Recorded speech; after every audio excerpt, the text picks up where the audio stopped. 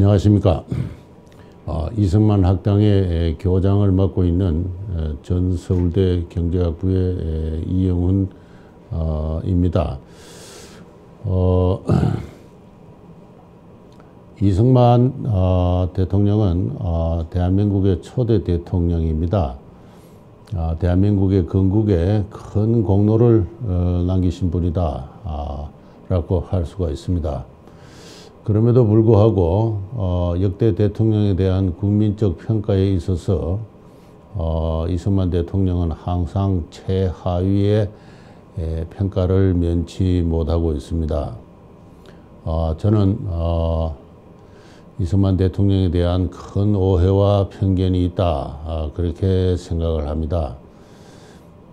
그러한 오해와 편견은 이 대한민국의 건국이 뭔가 바람직지 못한 것이었다. 대한민국은 그렇게 훌륭한 나라로서 건립되지 못했다라는 국민의 우리 대한민국 역사에 대한 인식과도 밀접한 관련이 있다고 생각합니다. 이승만 학당은 이 같은 이승만 대통령에 대한 어떤 국민적인 오해와 편견을 불식을 하고 그와 더불어 대한민국의 건국사를 성립과 발전의 역사에 대한 어떤 올바른 어떤 역사적 이해를 추구할 목적에서 작년 9월에 몇 사람과 뜻을 모아서 설립된 것입니다. 이래 지금까지 제2기에 두 차례의 과정을 수행하였고 수료생을 배출하였습니다. 지난주부터는 제3기 과정이 시작되었는데요. 이 소식을 듣고 여러분들이 후원의 뜻을 전해 오셨습니다. 지방에 계시는 분들은 야, 우리도 좀 이승만 학당의 강의를 들을 수가 없느냐. 서울에 사다 보니까 주로 수도권에 계시는 분들이 강의에 참가하고 계시는데요.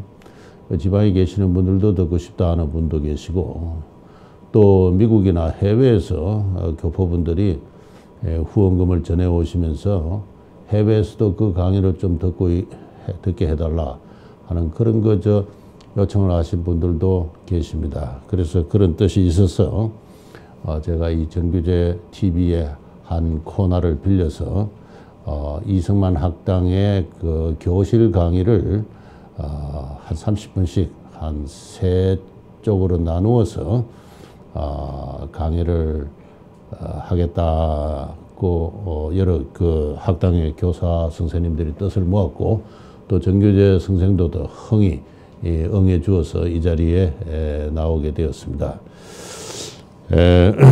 오늘 첫 강의 모두 12강인데요. 따라서 각 강의마다 3편씩 나누어서 36번의 강의가 앞으로 이루어지게 될 것입니다. 오늘 첫 강의의 주제는 이 전통사회와 국가의 신분의 굴레입니다. 이 대한민국이 건립이 된 독립을 할 당시의 이야기부터 시작하겠습니다. 1948년 8월 15일, 지금은 허물어졌습니다만 중앙청 광장에서 대한민국의 독립을 선포하는 세계만방에 고하는 식전이 열렸습니다. 식전에서 이승만 초대 대통령은 대한민국의 독립을 기념하는 연설을 하셨습니다. 그 연설의 한 대목인데요. 이 동양의 이 오래된 고대 국가가 다시 복구가 되었다. 이 새로운 나라에는 민주정체다. 이 새로운 나라의 건국의 기초는 뭐냐? 민주주의다. 이렇게 이야기하면서 다음과 같이 이야기했습니다. 민권과 개인의 자유를 보호할 것입니다. 민주정체의 요소는 개인의 근본적 자유를 보호하는 것입니다. 그래서 개인의 근본적 자유를 이야기하셨습니다. 이분은 이후에도 여러 차례 국민을 향한 연설이나 또는 담화 문에서 나는 민주정체의 근본적 주의자다라고 몇 차례나 이야기를 했습니다. 다른 무엇으로도 대체될 수 없는 또는 다른 무엇으로도 보완할 수 없는 그것을 가지고 근본이라고 이야기를 하죠. 민주 정체의 근본은 개인의 자유다 하는 그런 뜻입니다. 그러면서 뒤이어 국민이나 정부나 항상 주의해서 개인의 언론과 집회와 종교와 사상 등 자유를 극력 보호해야 될 것입니다. 우리가 40여 년 동안을 외적의 손에 모든 학대를 받아서 다만 말과 행동뿐 아니라 생각까지도 자유롭지 못하였습니다. 그러나 우리는 개인의 자유활동과 자유판단권을 위해서 쉬지 않고 싸웠습니다. 우리가 뭐 때문에 지난 40년 동안 외적에 맞서서 끊임없이 싸우면서 독립운동을 했느냐? 바로 이 개인의 자유활동과 판단권을 쟁취하기 위해서였다. 다시 말해서 민주 정치의 근본적인 요소인 개인의 근본적인 자유를 쟁취하기 위해서 우리는 독립투쟁을 했다 하는 그런 것입니다. 바로 이것이 독립투쟁가로서 또는 건국의 정치가로서 이승만의 그 정치 이념과 그 모든 정치 활동의 그 에센스다, 정서를 이루고 있다. 그렇게 생각을 합니다. 저는 그 1948년 당시는 물론이고 이후 지금까지 70년의 역사에서 우리의 건국의 역사적 의미를 또는 우리의 독립투쟁의 역사적 의미를 이렇게 정의한 사람은 당대에도 없었거니와 이후 지금까지도 없었다 하는 것입니다. 어느 정치가나 어느 역사가가 우리의 독립투쟁과 건국의 의미를 외적의 어떤 억압에 맞서서 개인의 자유를 회복하기 위한 것이었다. 이렇게 이야기하지 않았습니다. 그러나 이승만 대통령은 국민들을 향해서 그렇게 이야기를 했습니다. 공산주의자들은 계급혁명을 위해서 독립운동을 했죠. 민족주의자들은 그저 민족의 독립과 해방을 위해서 했습니다. 개인의 자유와 판단권을 위해서 우리가 쉬지 않고 투쟁했다. 이 새로운 나라의 기초는 개인의 근본적 자유다. 그런 이야기를 누구도 할 수 없었고 또 쉽게 이해될 수도 없는 그런 이야기였다고 생각합니다. 그러면서 그 다음 이야기가 되면요. 이야기 다음과 같은 이야기가 나옵니다. 우리를 압박하는 외적은 그들의 전제 정치를 고집하였으므로 우리의 민주주의를 주장하는 마음은 더욱 굳어져서 모든 일에 서양 민주국의 방식을 모범으로 하려 우리의 공화적 사상과 습관을 꾸준히 발전시켜 왔으며 그 민주주의와 공화주의가 30년 동안의 뿌리를 박아 지금의 결실을 보게 되었습니다. 라고 이야기합니다. 서양 민주국의 방식을 모범으로 했다. 그리고 30년 동안, 그러니까 구체적으로는 3.1운동 이후입니다. 3.1운동 이후에 우리가 우리의 민주주의와 공화주의를 실천해왔다. 그 결과 민주주의와 공화주의가 뿌리를 박아 지금의 결실, 대한민국의 독립을 가져왔다. 우리를 압박하는 외적, 그들의 전지정치를 고집했기 때문에 우리는 민주주의와 공화주의를 발전시켜온 결과 오늘날의 결실을 보게 되었다. 이렇게 이야기를 합니다. 저는 이 초대 대통령의 건국 식전에서 행한 연설을 읽고 이분이 미국의 독립선언문을 지금 인용하고 있구나 하는 그런 생각을 했습니다. 다들 알다시피 1776년에 미국이 독립을 선언하면서 유명한 세계인이 암송하는 그 독립선언문을 발표를 했습니다. 이 이승만 대통령은 1904년에 그가 한성 감옥에서 지은 독립정신에서 이 미국의 독립선언문 전문을 번역해서 싣고 있습니다. 당시 책에 보면은 미국 독립선고문이라 그랬습니다. 저는 이승만 대통령은 미국의 독립선고문을 거의 암송을 했을 것이라고 짐작을 합니다. 그렇게 짐작해도 좋을 만한 여러 많은 대목들이 그의 글과 논문과 책 속에서 나온다고 생각합니다. 미국의 독립선언문은 다음과 같이 시작합니다. 우리는 다음과 같은 사실을 자명한 진리로 받아들인다. 즉 모든 사람은 평등하게 태어났고 조물주는 몇 개 양도할 수 없는 권리를 부여했다. 그 권리 중에는 생명과 자유와 행복의 추구가 있다. 이 권리를 확보하기 위해서 인민은 정부를 조직했다. 등등. 정부가 이 인민의 권리를 부정할 때 인민은 새로운 정부를 조직할 권리를 갖는 것이고 이거는 자연의 법으로서 하나님의 법이다 하는 이야기. 그리고 미국의 독립선언문은 그 다음에 영국 국왕이 어머니의 나라 그 조국 영국의 국왕이 범한 범죄를 쭉 나열하죠. 인민들의 재산을 갈취했다. 인민의 동의를 얻지 않고 조세를 부과했다 등등 한 20몇 가지를 쭉 나열한 다음에 이상에 입각해서 우리 아메리카의 주민들은 세계 만국의 주재자의 정의의 법에 호소하면서 우리의 독립을 선언한다 이렇게 되어 있습니다. 바로 그 어떤 그 논리와 제가 조금 전에 소개해드린 건국식전에서 이승만 대통령이 행한 논리는 압축적이지만 동일한 논리입니다. 왜적은 그들의 전제 정치를 고집하였으므로 우리는 우리의 민주주의와 공화주의를 실천하였다. 지난 30년 동안 서양 민주국의 모범을 삼아서 우리의 민주주의와 공화주의는 어디서 왔느냐? 이분은 명확하게 이야기를 하고 있습니다. 조선왕조 우리의 전통사에서 온 거 아니다라고 이야기하고 있습니다. 어디서 왔느냐? 서양 민주국에서 왔다. 그렇게 이야기합니다. 그걸 우리는 받아들여 가지고 우리의 민주주의와 공화주의를 실천했다. 바로 여기에 이승만 초대 대통령의 정치 이념 그리고 그의 독립운동, 그의 건국 정치 모든 어떤 그 에센스가 여기에 녹아있다. 앞으로 저 말고도 이제 12번 강의가 이루어지겠습니다만 그 강의는 바로 이와 같은 그 초대 대통령의 그 정치 이념이나 독립운동이나 건국 정치를 체계적으로 소개하는데 그 초점이 모아져 있을 겁니다. 오늘 많은 역사학자나 또는 뭐 한국학을 연구하는 사람들이 한국의 민주주의는 조선왕조의 인본주의에 있다. 또 심지어는 세종대왕의 애민 정치에 한국 민주주의의 뿌리가 있다. 이런 이야기를 하고 있습니다. 그러나 이승만 대통령은 1875년생으로서 조선왕조에서 태어났고 그 자신 조선왕실의 후예이기도 합니다만 그런 이야기를 하지를 않습니다. 개인의 근본적인 자유라는 것은 서양 민주국을 모범으로 해서 우리가 받아들인 것이다 하는 그 점을 명확히 하고 있는 것이죠. 이 점을 착각하고 있는데 오늘날 우리 한국 역사에 대한 또는 한국 현실에 대한 이해에 있어서 많은 혼란이 빚어졌다고 생각합니다. 그런 뜻에서 우선은 우리의 전통사회와 국가에 대해서 오늘 생각해 보고자 하는 것입니다.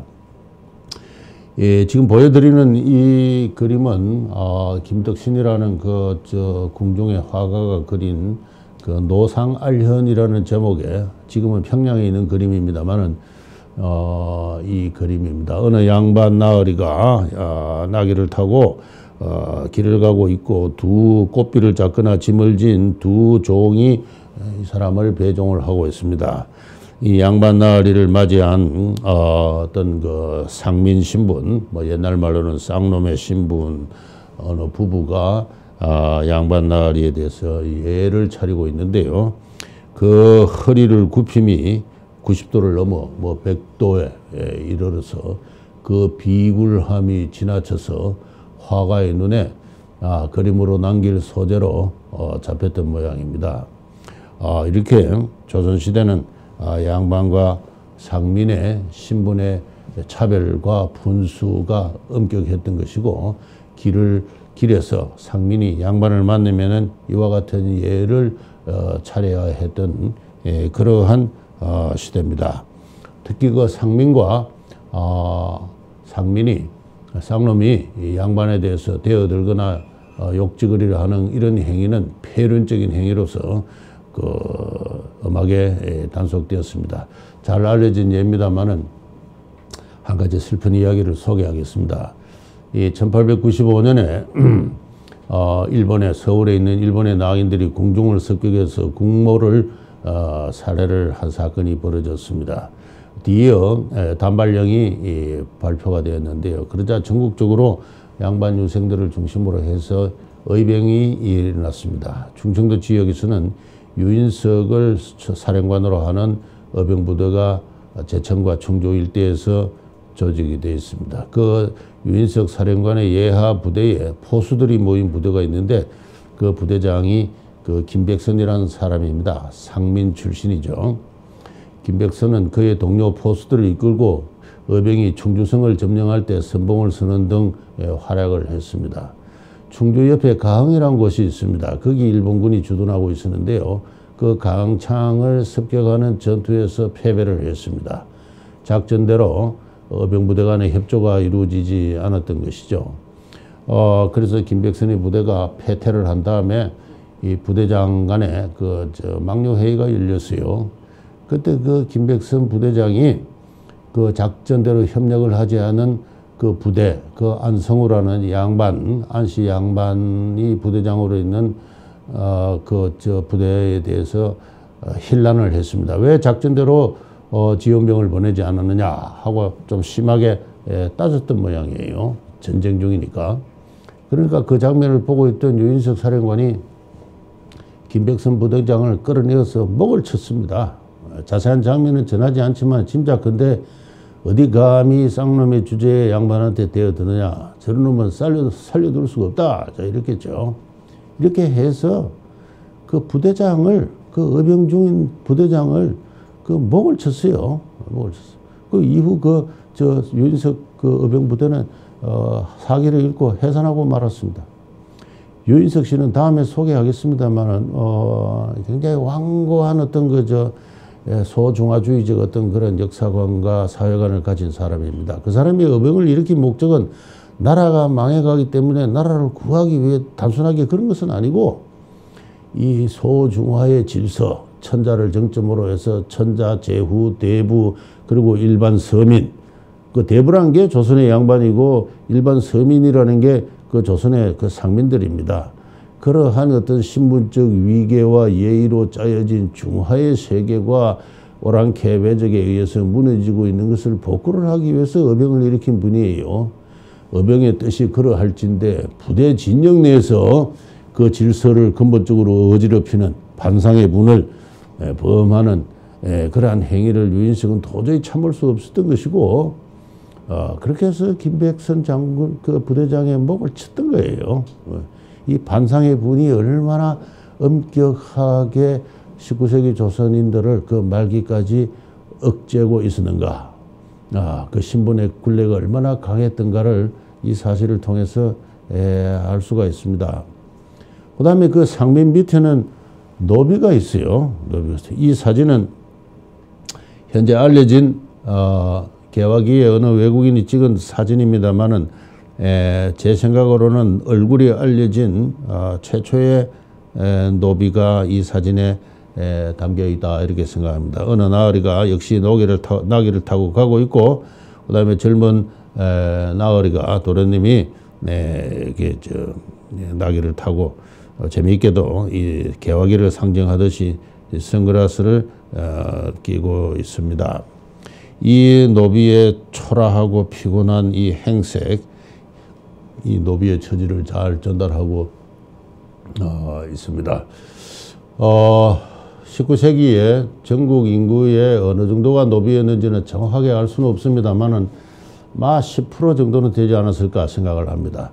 17세기만 해도 전국 인구의 30, 40%, 40% 정도가 노비였어요. 노비는 주인의 재산이었습니다. 상속, 정려의 대상이 되고 사고 팔리기도 했던 것이 노비입니다. 경제사적 범주로 이야기하자면은 노예들이죠. 노예들입니다. 노비는 주인에 대해서 법적 권리를 갖지 못했습니다. 그래서 주인에 의해서 함부로 살해되기도 했습니다. 조선 왕조의 경국대전이라는 법전에 보면은 노비 주인이 주인을 죽임에 대해서 어떠한 그 법조문도 싣고 있지 않습니다. 노비는 주인에 대해서 함부로 맞아 죽어도 큰 범죄가 되지 않는 그러한 사회가 조선 왕조의 시대였습니다. 18세기 후반의 일인데요. 서울에서 그 이석우라는 양반 관료가 있었습니다. 나중에 형조 판소와 평안도 관찰사까지 하신 분인데요. 4대 문장가로서 이름이 높았던 분이기도 합니다. 이분이 어느 날 집안에서 소란이 벌어지는데 가만히 들어보니까 어느 노가 술이 취해서 그 주인을 욕하는 소리였습니다. 그래서 이서구는 그 노의 그 우두머리 수노를 불러가지고 저놈을 수구문 밖으로 끌고 나가서 때려 죽여라 이렇게 명령을 했습니다. 수구문이라는 게 이제 서울 시내에서 오늘날 그 왕신으로 가는 그 성벽에 있는 문이 수구문이고 글로 시체가 나가는 문이었습니다. 그래서 그 노가 술이 취해서 주인을 욕하는 그 수노가 그 노를 끌고 나가서 죽였습니다. 때려 죽였습니다. 그러고 나서 그냥 그대로 방치를 했어요.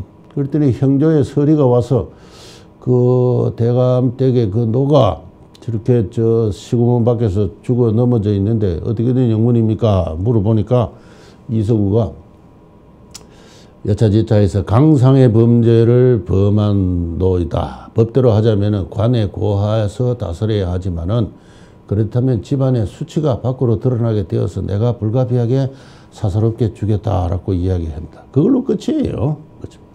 그 주인들이 하도 노비를 죽이니까 영조라는 임금이 노비를 함부로 죽여서 안 된다는 법을 만드는 게 1740년대입니다. 그래서 속대전이라는 법전에 노비를 관에 고하지 않고 함부로 죽일 경우에는 유배형에 처한다는 그 법을 만들어냈습니다. 그러나 그건 법이고 현실에 그 고급의 양반 관료들은 전혀 이서구에 의해서 보는 바와 같이 구애되지 않고 노비들을 죽였어요. 주인을 욕한다. 그래서 강상의 범죄를 범했다. 그 이유 하나만으로도 노비의 살해는 정당시되었습니다. 그 이서구 사건이 알려지자 장안의 양반들은 야, 이서구란 사람이 떠들썩하게 화를 내지 않고 조용히 노비를 죽였으니 얼마나 그 장차 큰 인재가 될 사람인가 이렇게 감탄을 했어요. 그런 일이 또 후손들에 의해서 집안을 얼마나 엄하게 다스렸는가 하는 미담으로 남아서 이서구의 문집에 지금 실려 있습니다. 제가 그걸 보고 하는 이야기입니다만은 이렇게 그 노비라는 것은 주인에 의해서 이렇게 일방적으로 살해되어도 무방한 어떤 노예적 처지의 존재였고 이와 같은 노예적 처지가 19세기 말까지 그 영조가 그런 법을 만든 이후에 노비 인구는 많이 줄어들어서 있긴 했습니다만 19세기 말까지도 전체 인구의 한 10% 정도가 이 노비로 남아 있었습니다. 이렇게 양반, 상민, 노비라는 어떤 신분의 청의가 강고하게 짜인 가운데 개인이라는 범주는 존재하지 않는 그런 사회가 조선 왕조였다라고 하겠습니다. 조선 왕조를 정치적으로 통합한 조선 성리학이 어떠한 정치 철학인가에 대해서는 제가 마지막으로 간단하게 몇 마디 하겠습니다. 조선 왕조의 정치 철학, 그 조선 성리학에서 사회 범주는 그 정치적 정당성이 인정되지 않았습니다. 조선 성리학을 정립하는데 큰 공로를 남기신 이 태계성생이 다음과 같이 이야기를 했어요. 산은 한 마음을 파먹는 벌레요 만악의 근본이다. 예부터 국가가 잘 다스려지는 날이 항상 적고 혼란한 날이 항상 많아서 자신을 파멸하고 나라를 망치게 하는 데에는 치닫는 것은 바로 군주가 이 사 한자를 다 제거할 수 없었기 때문이다. 그러니까 사라는 것은 마음을 파먹는 벌레요 만악의 근본이다라고 했습니다. 이걸 없애야 된다. 이렇게 이야기했습니다. 그 조선 왕조 때 만들어진 천자문을 보면은 사라는 글자는 없어요. 사의 반대가 공인데 공은 그 글자가 있습니다. 기활공해서. 그러나 이 사는 아주 나쁜 거기 때문에 그 어린애들이 배우는 천자문에도 이게 없어요. 없습니다. 사는 만악의 근본이다. 이렇게 이야기를 했습니다. 이 조선 왕조 성리학이 성립하기 전에는 그렇지 않았습니다. 그 15세기, 16세기의 자전인 보면은 사라는 거는 그 풀이하기를 아람사 그래가지고 아람지다 아람사 그랬어요. 그 농부가 여러 사람이 농사를 지어가지고 자기 몫의 그 볕단 그게 삽니다. 그 볕단을 안고 기뻐하는 모습 그게 사예요. 아람사. 오늘 아름답다는 말은 그 말에서 나왔어요. 사라는 것은 원래 좋은 뜻이었습니다. 그리고 이 사가 건강하게 어떤 그 아름답게 존재할 때 그런 나라가 신라고 고려라고 생각하는데 그 두 나라는 매우 강한 나라였어요. 왜 저게 침입을 받으면은 뭐 전쟁을 수십 년간도 하고 했던 그런 나라라면은 그 사가 조선 왕조에 들어와서 성리학의 세계에서 만학의 근본으로 탄압되기 시작했습니다. 그리고 이러한 그 근본적인 어떤 그 사를 억압하는 사의 자연성, 그 인간의 이기심, 자기를 이롭게 하고자 하는 그 마음의 그 자연성, 도덕적, 정치적 정당성은 19세기까지 끝내 인정되지 않았습니다. 이와 같은 그 정치 철학으로 이 사유재산에 대해서도 이거는 18세기 유명한 성호 선생이 한 말씀입니다만은 대저토지란 본래 국가의 소유인 만큼 사사로운 주인이 함부로 할 바가 아니다. 고금에 미워하는 것이 사전의 표단이다. 사의 반대가 공인데 어느 토지인들 공전이 아니겠는가. 전주란 토지 소유자란 공전을 빌려 공에 납세하는 자에 불과하다. 18세기가 되면 전국의 토지는 자유롭게 매매되고 상속되는 사유재산입니다. 그러나 사유재산임에도 불구하고 그 법적, 철학적 정당성은 끝내 승인되지 않았습니다. 승인되지 않았다. 남의 재산은, 한 개인의 사유재산은 군주도 이를 함부로 어찌할 수 없는 자연법적 권리다. 그런 발상은 우리 조선에서는 없었습니다. 인근 중국이나 일본에서는 그 사회 권리를 자연법적 권리로 승인하는 어떤 철학상의 진전이 어느 정도 있었습니다만은 조선 왕조에는 그런 그 철학상의 일대 전환은 없었어요. 그런 가운데 소인배들은 상민이나 노빈들은 살을 추구하는 자들이다. 천한 살을 추구하는 소인배들을 공을 추구하는 삼강오륜 그게 공입니다. 그 공을 추구하는 양반이 군자가 이를 다스리면 도덕적으로 정당하다 하는 그 신분의 유리 19세기까지 엄하게 유지되는 가운데 사적 자치의 주체로서 개인의 성립은 아직 지평선 저 너머에 있는 그러한 상황이 19세기까지의 상황입니다. 바로 그랬기 때문에 이승만 초대 대통령은 건국의 식전에서 우리의 전통을 이야기하지 않고 우리가 서양 민주국의 모범으로 삼아서 우리의 민주주의와 공화주의를 발전시켜왔다. 그렇게 이야기를 했던 것입니다. 이후에 오늘날까지 그 이야기는 전해지지 못하고 기억되고 있지 못합니다만은 독립 건국의 주체였던 초대 대통령은 명확하게 우리의 독립과 건국의 역사적 의의를, 세계사적 의의를, 그 보편성과 정당성을 그렇게 규정했다. 이것이 오늘 첫 강의의 내용이 되겠습니다. 예, 감사합니다.